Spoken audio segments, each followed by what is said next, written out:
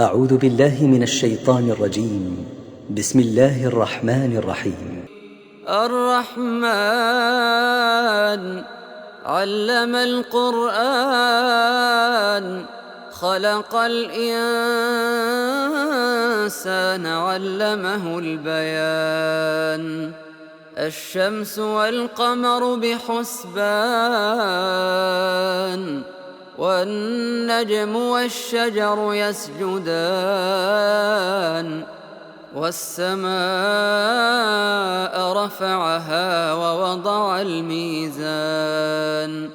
ألا تطغوا في الميزان وأقيموا الوزن بالقسط ولا تخسروا الميزان والأرض وضعها للأنام فيها فاكهة والنخل ذات الأكمام والحب ذو العصف والريحان فبأي آلاء ربكما تكذبان خلق الإنسان من صلصال كالفخار وخلق الجان من مارج من نار فبأي آلاء ربكما تكذبان رب المشرقين ورب المغربين فبأي آلاء ربكما تكذبان مرج البحرين يلتقيان بينهما برزخ لا يبغيان فبأي آلاء ربكما تكذبان يخرج منهما اللؤلؤ والمرجان فبأي آلاء ربكما تكذبان وله الجوار المنشآت في البحر كالأعلام فبأي آلاء ربكما تكذبان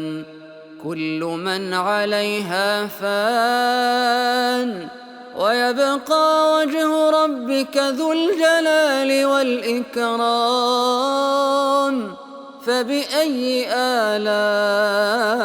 ربكما تكذبان يسأله من في السماوات والأرض كل يوم هو في شأن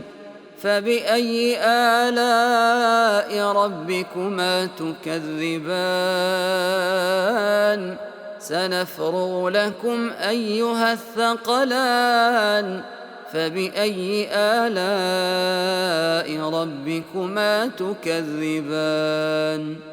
يا معشر الجن والإنس إن استطعتم أن تنفذوا من أقطار السماوات والأرض فانفذوا لا تنفذون إلا بسلطان فبأي آلاء ربكما تكذبان يرسل عليكما شواظ من نار ونحاس فلا تنتصران فبأي آلاء ربكما تكذبان فإذا انشقت السماء فكانت وردة كالدهان فبأي آلاء ربكما تكذبان فيومئذ لا يسأل عن ذنبه إنس ولا جان فبأي آلاء ربكما تكذبان يعرف المجرمون بسيماهم فيؤخذ بالنواصي والأقدام فبأي آلاء ربكما تكذبان هذه جهنم التي يكذب بها المجرمون يطوفون بينها وبين حميم آن فبأي آلاء ربكما تكذبان ولمن خاف مقام ربه جنتان فبأي آلاء ربكما تكذبان ذواتا أفنان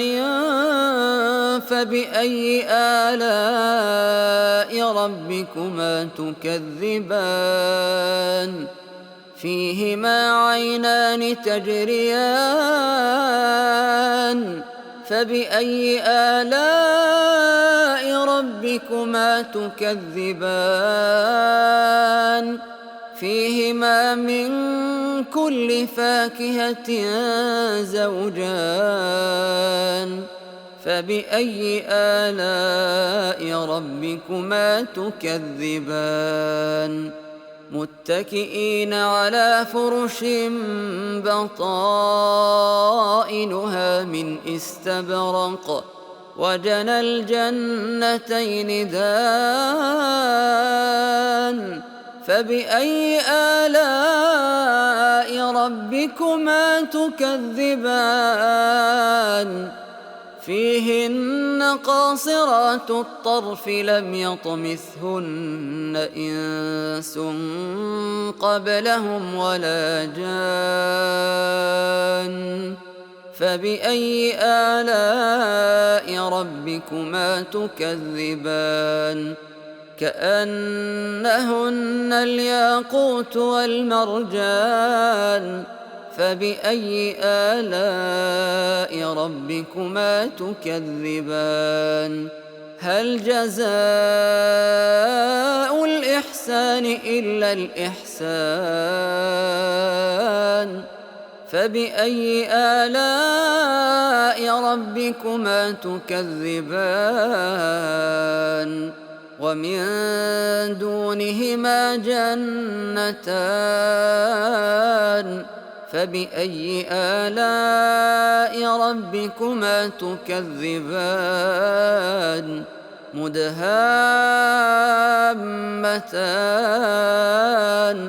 فبأي آلاء ربكما تكذبان فيهما عينان نضاختان